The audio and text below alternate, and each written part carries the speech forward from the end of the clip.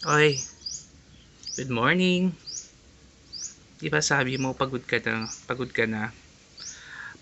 mag-isa. Yun lang, napadaan ka sa wall ko.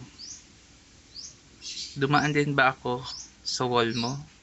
Kung nakita mo, huwag kang mag-alala. Andito lang ako, single, may trabaho, pwede makipag-commitment sa'yo for long term. So ano pang hahanapin mo? Di nga lang ako hunks, pero itong puso ko sobra pa sa hangs kong magmahal. Kung naririnig mo itong